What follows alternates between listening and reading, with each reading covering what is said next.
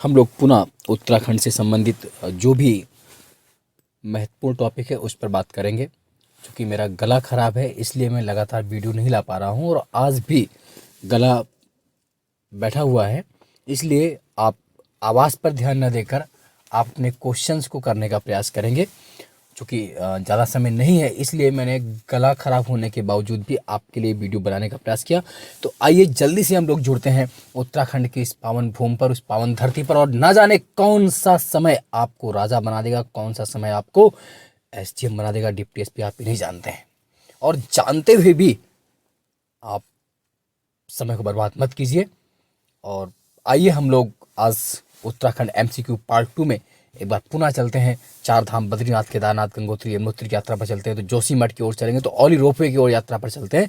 इन सब की ओर यात्रा करेंगे। तो पहला क्वेश्चन है कि जोशीमठ औली रोपवे कब शुरू किया गया, बताइए। जोशीमठ औली रोपवे शुरू किया गया था, कब शुरू किया गया था? आप में से बहुत से लोग इसका आंसर बता पाएंगे। तो जो इसका आंसर होगा वो होगा अक्टूबर 1993 में। सी आंसर मिल जाएगा, अक्टूबर 93 में। कौन नदी केदारनाथ से रुद्रप्रयाग होते हुए बहती है? कौन सी नदी बहती है, बताइए, केदारनाथ से होते हुए? तो आप बता पाएंगे, शायद आप ये जानते हैं। तो इसका आंसर आपको मिल जाएगा क्या? मंदाकिनी। क्या मिल जाएगा? मंदाकिनी। केदारनाथ जो भगवान शंकर के 12 ज्योतिर्लिंगों में से एक ज्योतिर्लिंग है, और केदारनाथ किसके तट पर बसा हुआ ये भी आप पूछ सकते हैं। तो मंदाकिनी के तट पर बसा हुआ। मैं ये प्रयास करता हूँ कि जितने भी इम्पोर्टेंट क्वेश्चन हो सकते हैं वो इस एमसीक्यू सीरीज में मैं समाप्त करूँगा। चाहे वो पीसीएस में आए हुए क्वेश्चन हो, चाहे वो लोअर में आए हुए क्वेश्चन हो, चाहे वो ग्राम पंचायत में आए हुए क्वेश्चन हो, चाहे वो पीजीटी में, या जो भी एपी हो, जिसमें भी एग्जाम हो, कुल मिला के आपको मैं ये चाहता हूँ कि उत्तराखंड में जितने भी क्वेश्चंस आए 20 से 25 जो भी, वो सब आप इसी वीडियो से कर पाएँ और आप निश्चित रूप से क्वेश्चंस कर पाएंगे। इसके अलावा आपको और कुछ पढ़ने की आवश्यकता नहीं रहेगी। और पेपर के एक महीने पहले मैं पूरा उत्तराखंड का भी करंट कराऊंगा। आप लोग बस जुटे रहिए अपने समय के साथ। मुझ पर बस आपने जो विश्वास बनाया है वो बनाए रखिए, और चैनल को अधिक से अधिक सब्सक्राइब करिए और शेयर भी करिए। चलिए क्वेश्चन नंबर अगला। बद्रीनाथ मंदिर स्थित है, कहाँ पर स्थित है? आप सब बता पाएंगे। आप ये जानते हैं भगवान नारायण का जो बहुत प्रसिद्ध धाम है बद्रीनाथ, बद्री विशाल जी का, वो कहाँ पर है? तो बताइए। चमोली में है, रुद्रप्रयाग, टिहरी, उत्तरकाशी? क्या आंसर होगा इसका? आप जल्दी से आंसर करेंगे। इसका आंसर मिलेगा आपको चमोली में। जो बद्री धाम है, बद्री विशाल है, वो चमोली में स्थित है। नारायण बद्रीनाथ चार धामों में से एक स्थान है, बहुत रमणीक स्थान है, और आप में से बहुत से लोग वहाँ पर गए हुए हैं। निश्चित रूप से जो नहीं पहुँचे उन्हें पहुँचना भी चाहिए। पंच केदार में निम्न में से कौन सा एक शामिल नहीं है? तो पंच केदार में आप ये जानते हैं कल्पेश्वर शामिल है, रुद्रनाथ शामिल है, तुंगनाथ शामिल है, लेकिन ये जो विश्वनाथ हैं, बाबा विश्वनाथ शामिल नहीं। बाबा विश्वनाथ कहाँ है? काशी में है, यूपी में है विश्वनाथ, और अभी भव्य उद्घाटन हुआ है काशी में विश्वनाथ का, है ना। विश्वनाथ महिमा, उनकी महिमा अपरंपार है काशी में, भोले की महिमा, वो भी देखिए। लेकिन इसका आंसर विश्वनाथ नहीं होगा। उत्तराखंड का सबसे बड़ा हिमनद है, the biggest glacier of Uttarakhand. तो उत्तराखंड का जो सबसे बड़ा ग्लेशियर कौन सा होगा इनमें से, बताइए। मिलम होगा, कपनी, गंगोत्री, सुंदरढूंगा?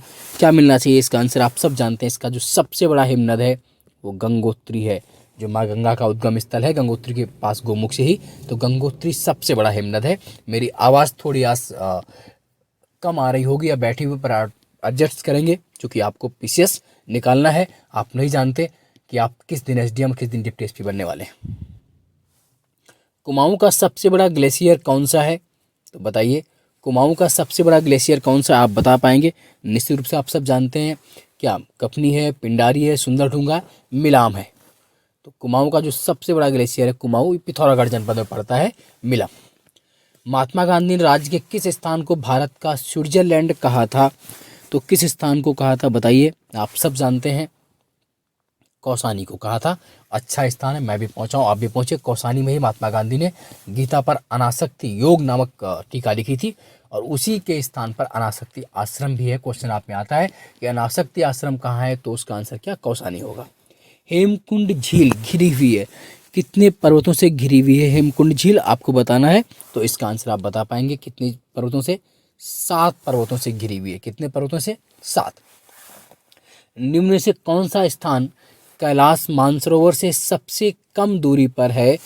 कैलाश मानसरोवर जो तीर्थ यात्रा होती है उसमें सबसे कम दूरी पर इसमें से कौन सा स्थान स्थित है? तो इसमें आप बता पाएंगे तवा घाट। कौन सा? तवा घाट। आप ये जानते हैं कैलाश मानसरोवर यात्रा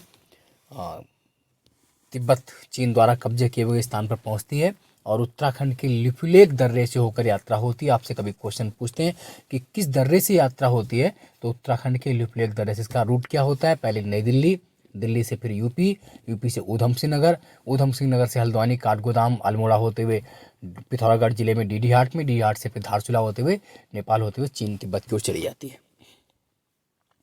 अस्कोट वन्यजीव सेंचुरी कहाँ स्थित? आप सब जानते हैं अस्कोट कहाँ पड़ता है, बताया आपको बार बार। तो ये पिथौरागढ़ जनपद में है। तो 10वें का डी आंसर हो जाएगा। कहाँ पर है? पिथौरागढ़ डिस्ट्रिक्ट में अस्कोट में। बहुत बेहतरीन स्थान है, जाइए, देखने योग्य स्थान है अस्कोट। पिथौरागढ़ से 165 किमी दूर वह स्थान जहाँ ऊनी वस्तुएं साल, पंखी, पश्मीना, दुसाले, कालीन व जड़ी बूटियाँ मिलती हैं।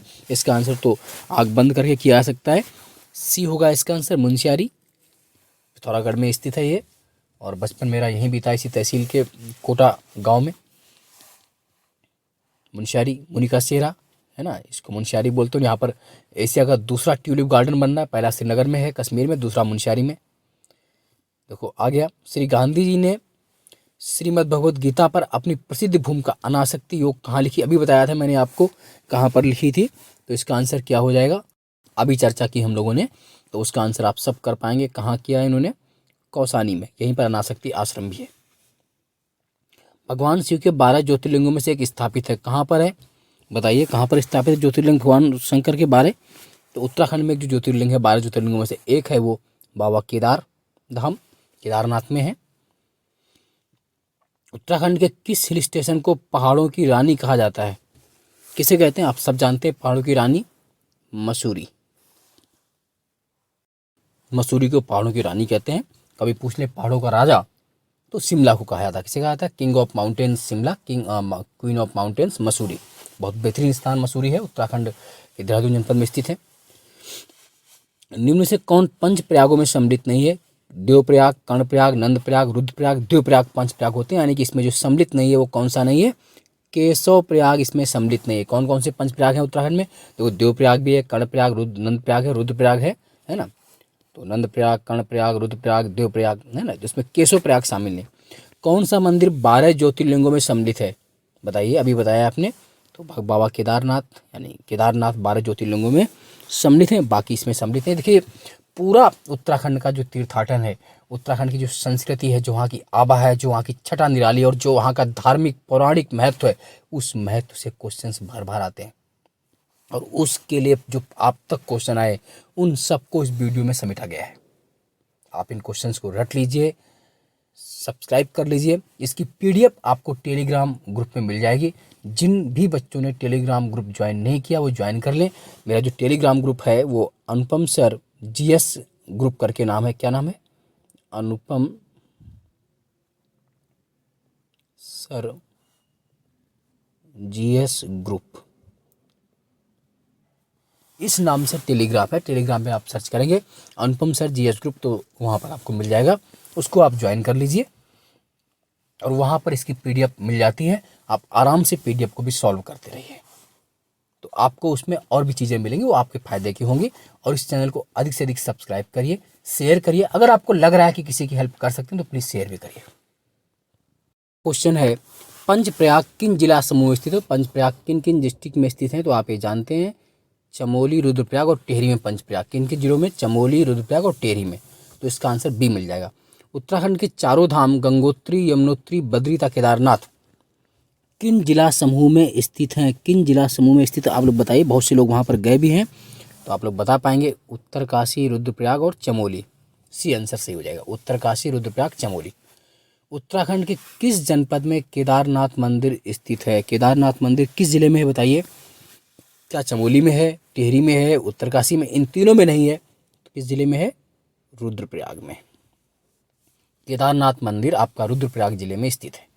बाबा शिव का अप्रतिम स्थान है केदारनाथ, आप सब जानते हैं। आप जानते हैं जो केदारनाथ टेम्पल है वो रुद्रप्रयाग जिले में। केदारनाथ भगवान शंकर के 12 ज्योतिर्लिंगों में से एक है और ये मंदिर समुद्र तल से 3584 मीटर 3584 मीटर की ऊंचाई पर स्थित है। कितना? 3000।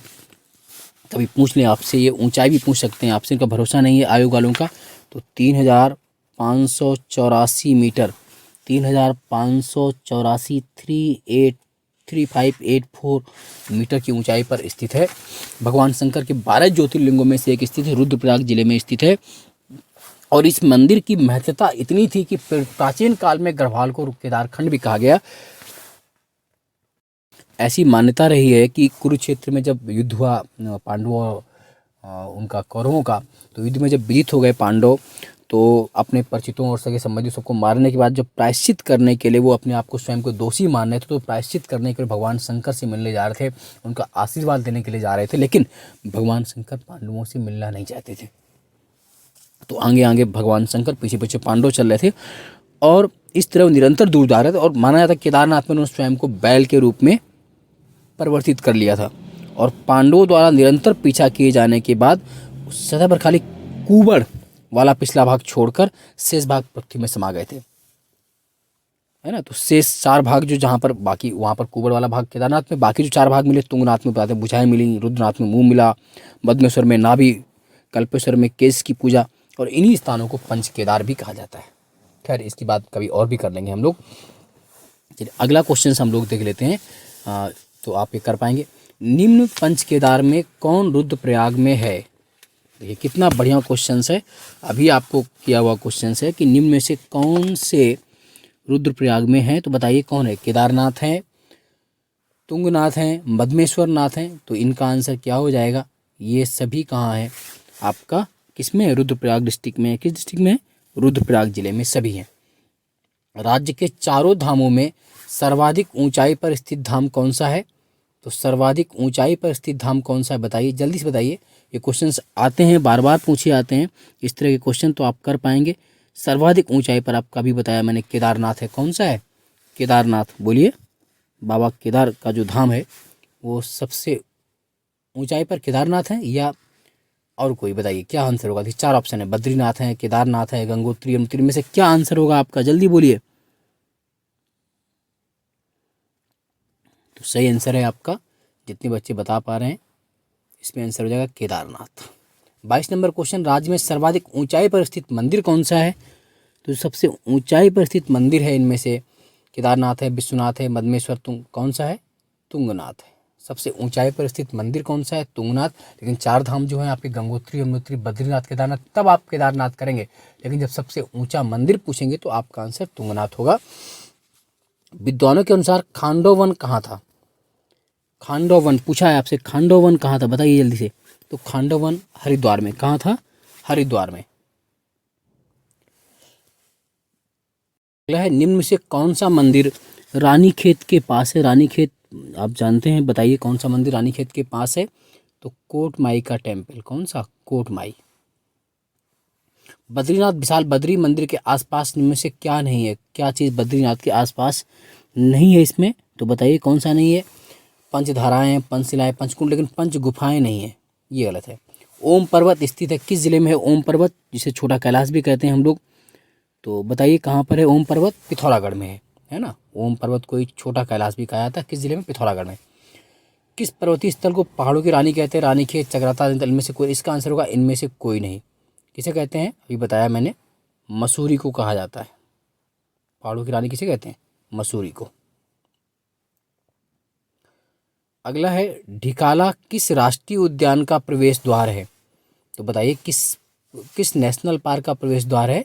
तो आप आसानी से बता पाएंगे, इसमें कोई दिक्कत नहीं। जिम कॉर्बेट नेशनल पार्क जो है उसका प्रवेश द्वार है ढिकाला। और जिम कॉर्बेट भारत और उत्तराखंड का ही नहीं, पूरे एशिया का सबसे पहला नेशनल पार्क है, जिसकी स्थापना 1936 में की गई थी। कुब्जा भक्त किसका प्राचीन नाम है? तो किसका प्राचीन नाम था ये बताइए। आप अगर आप जानते हैं तो बता पाएंगे, निश्चित रूप से बता पाएंगे। ये ऋषिकेश का प्राचीन नाम है। उत्तरकाशी का प्राचीन नाम क्या था? आप बिल्कुल आसानी बता पाते हैं इसका आंसर, बाड़ाहाट। क्या करेंगे? 30 का आपको सी आंसर मिल जाएगा। क्या आंसर मिल जाएगा? बाड़ाहाट। प्रसिद्ध सूर्य मंदिर कहाँ पर है? बहुत पूछते हैं आपसे, सूर्य मंदिर कहाँ पर है? तो कटारमल में है। कहाँ पर है? कटारमल। वशिष्ठ गुफा कहाँ स्थित है? कौन सी गुफा? वशिष्ठ गुफा। तो बताइए कहाँ पर स्थित है? टिहरी में है। बद्रीनाथ धाम राज्य के किस जिले में है? हरिद्वार में है, चमोली, रुद्रप्रयाग, उत्तरकाशी। बद्रीनाथ धाम कहाँ पर है बताइए, किस जिले में है? तो आप सब जानते हैं उत्तराखंड के चमोली जिले में है। शंकराचार्य का ज्योतिर्पीठ कहाँ पर स्थित है? गोपेश्वर, चमोली, जोशीमठ, उत्तरकाशी। कहाँ होना चाहिए? तो इसका आंसर क्या है? जोशीमठ। तो आज इतना ही करेंगे क्योंकि मेरी तबीयत भी थोड़ी ठीक नहीं, फीवर अधिक है, और रही बात गला भी सही नहीं होने की वजह से अधिक प्रयास मैं नहीं कर पा रहा हूँ। आप इतने ही को आज रख लीजिए। हो सकता है आवाज़ क्लियर नहीं आई हो, पर आप उस आवाज़ को ना देखते हुए अपने क्वेश्चंस को करने का प्रयास करेंगे और लगे रहिए। महाभारत में अभिमन्यु का नाम बड़े गर्व से लिया जाता है।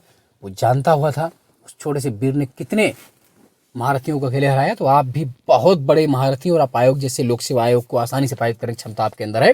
जुट जाइए और किला फतेह करिए। इस पंचवर्षीय योजना के बाद जो ये भर्ती आई और जो अभी तक आपके सपनों से दूर, उस सपने को पास लाइए और अधिक से अधिक चैनल को सब्सक्राइब करिए, शेयर कीजिए और टेलीग्राम ग्रुप जो है अनुपम सर जीएस ग्रुप, उसको ज्वाइन कर लीजिए और आवाज़ पर अधिक मत ध्यान देते हुए इन क्वेश्चन को सुनिए। धन्यवाद।